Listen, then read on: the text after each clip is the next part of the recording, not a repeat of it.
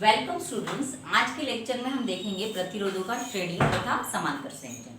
तो हम स्टार्टिंग करते हैं प्रतिरोधों के श्रेणी संयोजन से। तो पहले हम समझते हैं कि श्रेणी संयोजन हम कब लेते हैं। प्रतिरोधों का श्रेणी संयोजन हम तब लेते हैं जबकि हमें प्रभावी प्रतिरोध बढ़ाना होता है। जैसे कि हमारे पास 2-2 ओम के जैसे 3 दिए हुए हैं प्रतिरोध और हमें 6 ओम की आवश्यकता है। तो हम क्या करेंगे, 2-2-2 इन तीनों को कैसे श्रेणी क्रम में जोड़ेंगे। तो हमें इससे कुल प्रतिरोध कितना प्राप्त होगा, 6 ओम। तो इस तरीके से जब हमें प्रभावी प्रतिरोध बढ़ाना होता है तो हम लोग श्रेणी संयोजन का उपयोग करते हैं। पहले हम श्रेणी संयोजन समझ लेते हैं। तो जैसा कि इस चित्र में दिखाया हुआ है, यहाँ पर 3 प्रतिरोध हैं, R1, R2 और R3, जो श्रेणी संयोजन में जुड़े हैं। इसे एंड टू एंड कनेक्शन भी कहते हैं क्योंकि एक ही सिरा जो है दूसरे प्रतिरोध से जुड़ा होता है। जैसे इसका एक सिरा ये दूसरे प्रतिरोध के एक सिरे से जुड़ा है और इसका एक सिरा जो है ये बैटरी से जुड़ा है। इसी प्रकार इसका केवल एक ही सिरा इससे जुड़ा है और दूसरा सिरा दूसरे प्रतिरोध से जुड़ा है। इसीलिए इसको एंड टू एंड कनेक्शन भी कहते हैं श्रेणी संयोजन को। तो आप देखिए, हम इसका पहले कंस्ट्रक्शन समझ लेते हैं। तो देखिए, यहाँ पर जो प्रतिरोध R1 है, इसका पहला सिरा बैटरी से जुड़ा है, आपको दिख रहा है बैटरी से जुड़ा है। जो दूसरा सिरा है ये R2 यानी दूसरे प्रतिरोध के ये जो पहला सिरा है इससे जुड़ा है। ठीक है, दूसरा जो प्रतिरोध है R2, इसका दूसरा सिरा, क्योंकि पहला सिरा तो R1 से जुड़ा है, लेकिन जो दूसरा सिरा है यानी ये सिरा, ये किससे जुड़ा है बच्चों, तीसरा जो प्रतिरोध है उसके पहले सिरे से। पहला सिरा कौन सा है, ये। ठीक है, और R3 जो है इसका दूसरा जो सिरा है यानी ये जो है किससे जुड़ा हुआ है, बैटरी। दिख ही रहा है आपको चित्र में कि ये बैटरी के नेगेटिव पोटेंशियल से जुड़ा हुआ है। तो इस प्रकार से इसका कंस्ट्रक्शन है। अब एक बात हमें हमेशा ध्यान रखना है, जैसे हमने संधारित्र में भी देखी थी कि संधारित्र में ये था कि वहां पर आवेश था, क्योंकि वहां पर विद्युत धारा तो प्रवाहित नहीं होती है, क्योंकि वहां स्थिर विद्युत वाला कंसेप्ट था। और यहाँ पर जो है संधारित्र है, तो कभी भी ध्यान रखना है कि श्रेणी संयोजन में प्रत्येक जो प्रतिरोध होता है उसमें विभव का मान तो अलग अलग होता है, लेकिन विद्युत धारा का मान समान रहता है। समान ही विद्युत धारा प्रत्येक प्रतिरोध में से प्रवाहित होगी। जैसे कि अगर यदि R1 है, R1 में से यदि I विद्युत धारा प्रवाहित हो रही है तो R2 में से भी I विद्युत धारा ही प्रवाहित होगी, और इसी प्रकार से R3 में से भी विद्युत धारा I ही प्रवाहित होगी। हम मानेंगे कि जो बैटरी है जो हमने ली है ई बैटरी, इसका विभवांतर हम मानेंगे V है, और इसमें से हमें कितनी विद्युत धारा प्राप्त हो रही है, I विद्युत धारा प्राप्त हो रही है। तो हमने कहा है कि श्रेणी संयोजन में प्रत्येक जो प्रतिरोध होता है इसका विभवांतर जो है अलग अलग होता है, लेकिन विद्युत धारा का मान क्या रहता है, समान रहता है। और तो इसमें से I विद्युत धारा प्रवाहित हो रही है जो तीनों प्रतिरोधों R1, R2 तथा R3 में से प्रवाहित होगी। अब आप देखिए चित्र में आपको दिख रहा है 4 बिंदु दिख रहे हैं, P, Q, R तथा S। तो हम मानेंगे कि बिंदु P, Q, R तथा S के विभव क्रमशः V1, V2, V3 तथा V4। बिंदु P, Q, R व S के विभव कितने हैं, क्रमशः V1, V2, V3, V4 है। अर्थात ये है कि P का विभव जो है ये V1 है, Q का विभव कितना है बच्चों, V2 है, R का विभव कितना है बच्चों, V3 है, और S का विभव कितना है, V4 है। अब हम यहाँ समझते हैं कि प्रतिरोध R1 के सिरों पर विभवांतर, प्रतिरोध R1 के सिरों पर विभवांतर कितना रहेगा बच्चों, आप बताइए। यू कैन अंडरस्टैंड कि विभवांतर कितना रहेगा, V1 minus V2। Someone can ask, आप पूछ सकते हो कि ये V2 माइनस V1 क्यों नहीं रहेगा। तो देखिए, हम कभी भी जो पॉजिटिव पोटेंशियल की तरफ से जो होता है उसको हमेशा हाइयर मानते हैं, क्योंकि देखिए ये जो सिरा P है ये पॉजिटिव पोटेंशियल से जुड़ा हुआ है, आप लोगों को दिख रहा होगा चित्र में, ये पॉजिटिव है। ठीक है, तो पॉजिटिव पोटेंशियल होने के कारण V1 जो है इससे जुड़ा हुआ है, तो V1 जैसे जैसे हम नेगेटिव पोटेंशियल की तरफ जाते जाएंगे तो विभव क्या होते जाएगा बच्चों, कम होते जाएगा, और जितना वो पॉजिटिव पोटेंशियल टर्मिनल के पास होगा उतना उसका विभव ज्यादा होगा। तो आप चित्र में देख रहे हैं कि बिंदु P का विभव कितना है, V1 है, और Q का विभव कितना है, V2 है, और ये क्या है, R1 है। तो R1 का विभवांतर कितना रहेगा, V1 माइनस V2। क्यों, क्योंकि ये वास्तव में बिंदु P और Q का विभवांतर है, और बिंदु P पॉजिटिव टर्मिनल से जुड़ा है, तो ऑफकोर्स जो है बिंदु P का जो विभव होगा वो ज्यादा होगा बिंदु Q की तुलना में। तो इसलिए हमेशा V1 माइनस V2 लेना है, ना कि V2 माइनस V1, क्योंकि आप जानते हैं कि हम लोग जो है पॉजिटिव, वास्तव में ऐसा कुछ होता नहीं है, पर ये हमारे टर्मिनोलॉजी के लिए, ये हमारे समझने के लिए, अगर हम एक विशेष स्टैंडर्ड मान नहीं बनाएंगे तो फिर वहां पर दिक्कत रहेगी।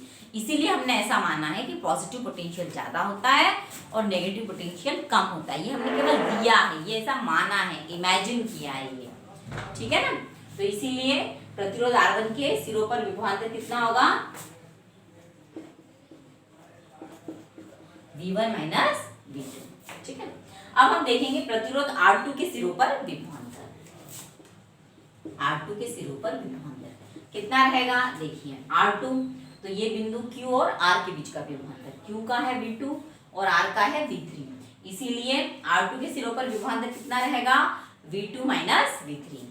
अब ऑफकोर्स आप लोगों को समझ में आ गया होगा कि ये V3 माइनस V2 क्यों नहीं है, ये V2 माइनस V3 क्यों है, क्योंकि ये ज्यादा पॉजिटिव के पास है, इसलिए R2 के सिरों पर विभवांतर कितना रहेगा, V2 माइनस V3। इसी प्रकार जो तीसरा प्रतिरोध है R3, इसके सिरों पर विभवांतर कितना रहेगा, ये रहेगा V3 माइनस V4, ठीक है। तो इस तरीके से अब हम मानेंगे कि बिंदु P व S के बीच में हम मानेंगे कि प्रभावी जो विभवांतर है, हम मानेंगे कि वो V है, ठीक है ना। बिंदु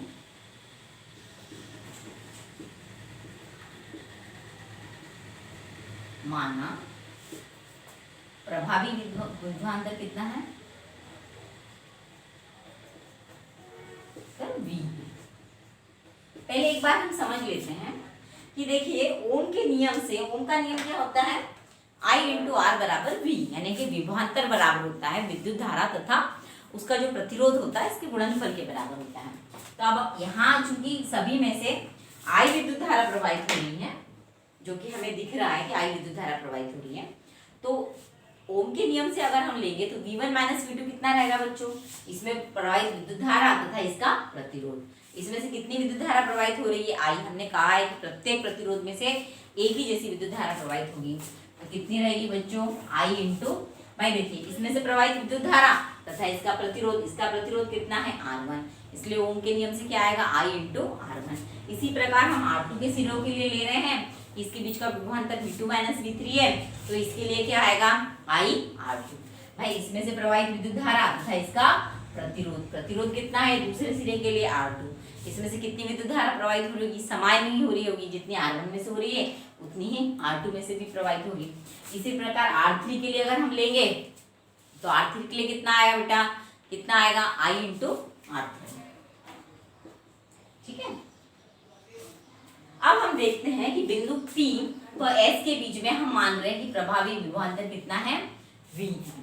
तो V बराबर हम क्या लिख सकते हैं, देखिए V जो है वास्तव में V1 minus V2 plus V2 minus V3 plus V3 minus V4 का एडिशन है, क्योंकि इसके सिरों का विभवांतर प्लस इसके सिरों का विभवांतर प्लस इसके सिरों का विभवांतर को अगर हम लेंगे तो हमें ये टोटल विभवांतर प्राप्त होगा। इसलिए बिंदु P व S के बीच का प्रभावी विभवांतर V है। तो V बराबर हम क्या लिखेंगे, इतना आप लोगों को समझ में आ गया है, इसके आगे हम बढ़ेंगे, ठीक है, इसी का हम आगे भी उपयोग करेंगे। तो प्रभावी विभवांतर कितना है, V है। तो बच्चों V बराबर क्या रहेगा, V1 minus V2 plus V2 minus V3 plus V3 minus V4, ठीक है, इतना रहेगा। अब देखिए हम लोगों ने लिखा है उनके नियम से V1 माइनस V2 बराबर हमने कितना लिखा है, I R1 plus V2 minus V3 के लिए हमने कितना लिखा है, I R2 plus V3 minus V4 के लिए हमने कितना लिखा है, I R3। अब यदि इस संयोजन का तुल्य प्रतिरोध यदि R है, ठीक है, तुल्य यानी टोटल संपूर्ण तुल्य प्रतिरोध कितना है, R है, और इसमें से I विद्युत धारा प्रवाहित हो रही है, तो ओम के नियम से V बराबर क्या हो जाएगा बच्चों, IL। इसका मतलब ये होता है कि 3 लेने की बजाय आप इसी वैल्यू का, इन तीनों का जो संयोजन आएगा उसी वैल्यू का केवल आप एक प्रतिरोध ले रहे हैं, जिसमें उतनी विद्युत धारा प्रवाहित हो जितनी तीनों में हो रही है, और उसमें हमें उतना ही विभवांतर मिले जितना कि इन तीनों को मिला के मिल रहा है। तो इसको हम कहते हैं तुल्य प्रतिरोध। तो तुल्य प्रतिरोध V बराबर क्या आएगा, IR, क्योंकि हम तीनों की बजाय एक ही प्रतिरोध मान रहे हैं। ये मान रहे हैं कि जितनी इसमें से विद्युत धारा प्रवाहित हो रही है उतनी ही उसमें से प्रवाहित होगी, जितना इसमें टोटल तीनों में जितना विभवांतर है उतना उसमें अकेले में ही होगा। तो उसके लिए फिर हम क्या लिखेंगे, V बराबर IR। लेकिन V तो हमने इतना प्राप्त किया है, तो हम क्या लिखेंगे बच्चों, IR बराबर क्या लिखेंगे, ये value IR1 plus IR2 plus IR3। तो आप I कॉमन निकाल दीजिए,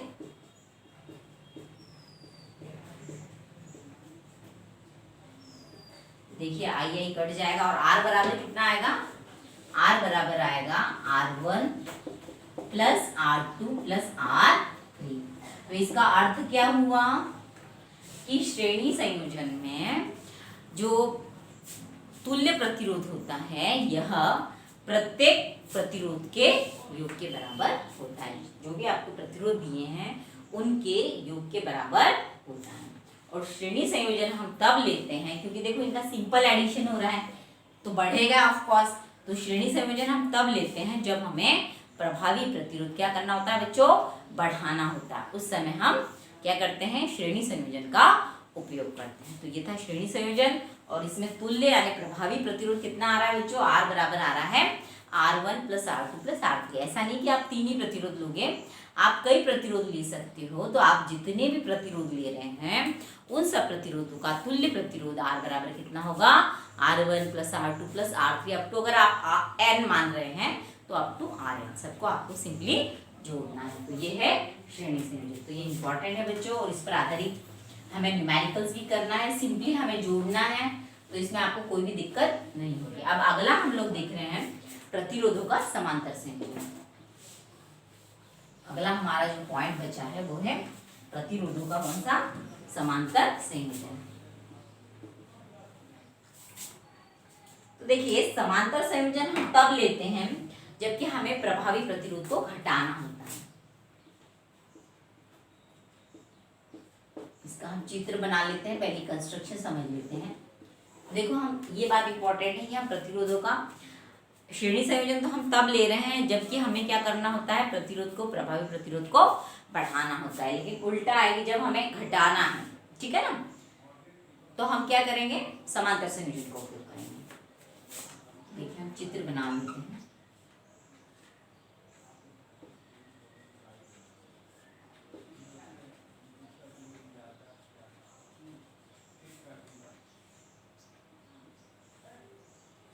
देखिए बिंदु Q और ये P और Q है, R1, R2 और R3।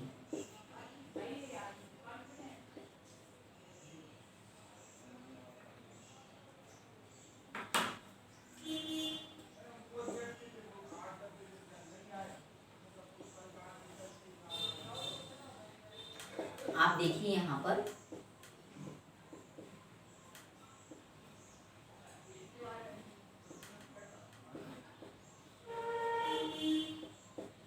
पहले हम इसका कंस्ट्रक्शन समझते हैं। तो देखिए यहाँ पर 3 प्रतिरोध R1, R2 और R3 जो है ये कैसे जुड़े हुए हैं बच्चों, ये समांतर संयोजन में जुड़े हैं।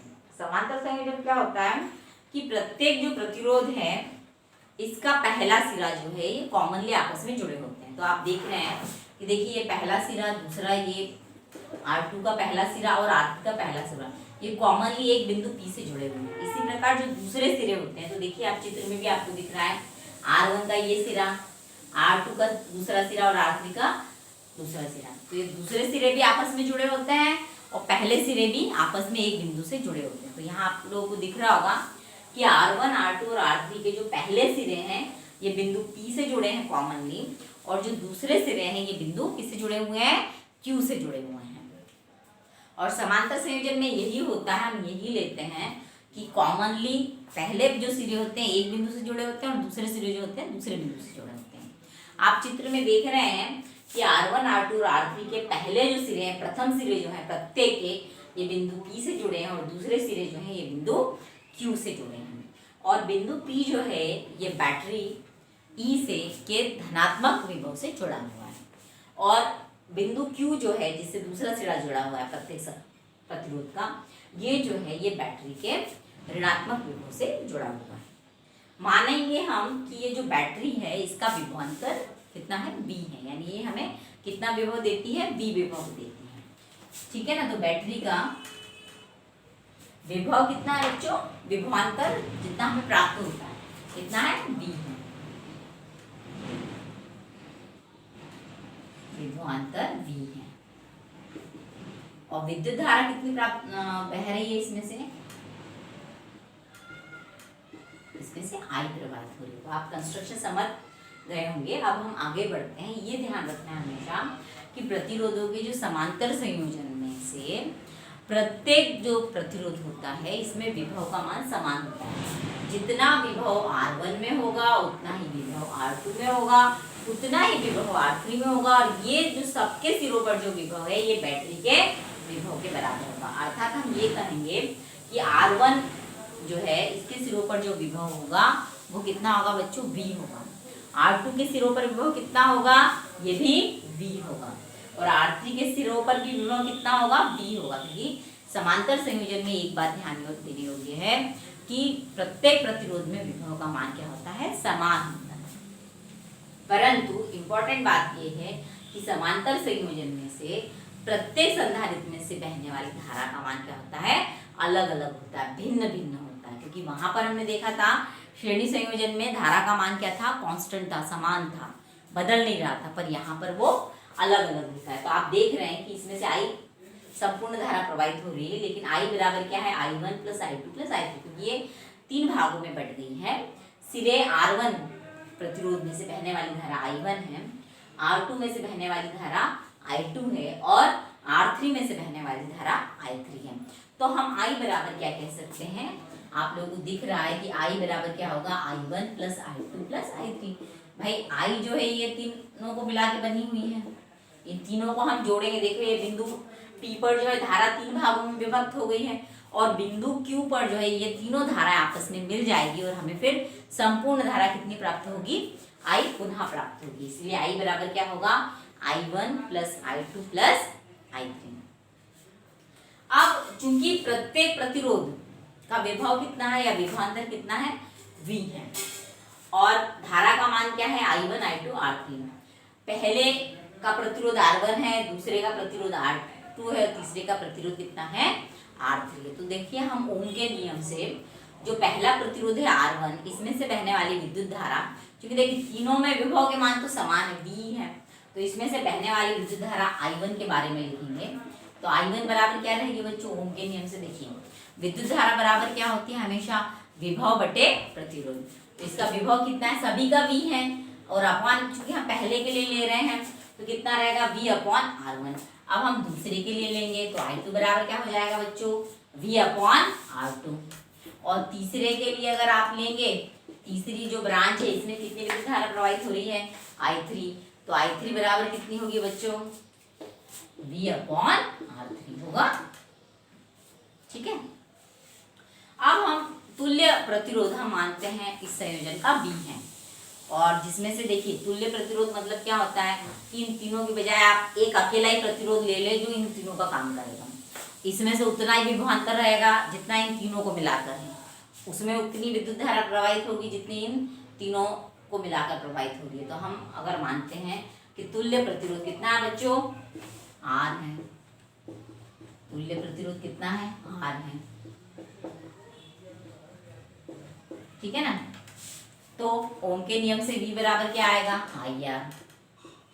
ठीक है ना, V बराबर IR। लेकिन I बराबर क्या है बच्चों, I बराबर है I1 + I2 + I3। ठीक है। और यहाँ पर हम I बराबर क्या लिखेंगे, V/R। तो I बराबर हम क्या लिखेंगे, V/R। लेकिन ठीक है ना,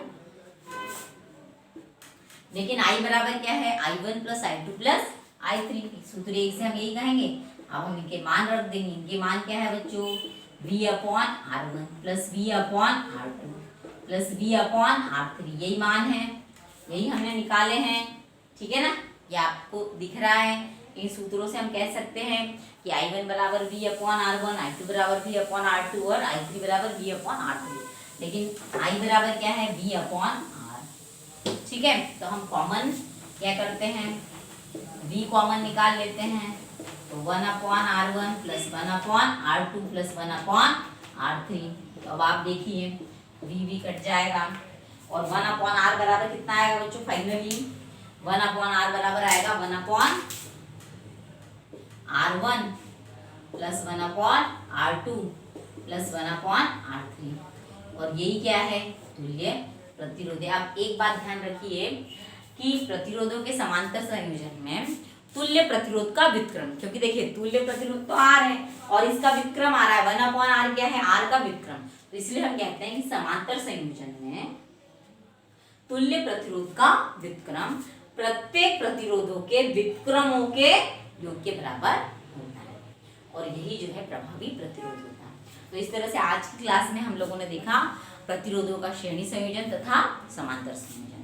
तो श्रेणी संयोजन में R बराबर कितना था, प्रभावी प्रतिरोध R बराबर है R1 plus R2 plus R3, 3 के लिए। और इसी प्रकार से समांतर संयोजन में तुल्य या प्रभावी प्रतिरोध R1/R बराबर कितना है बच्चों, 1/R1 plus 1/R2 plus 1/R3। हम ये कहेंगे कि श्रेणी संयोजन में जो तुल्य प्रतिरोध या प्रभावी प्रतिरोध होता है ये प्रत्येक प्रतिरोधों के योग के बराबर होता है।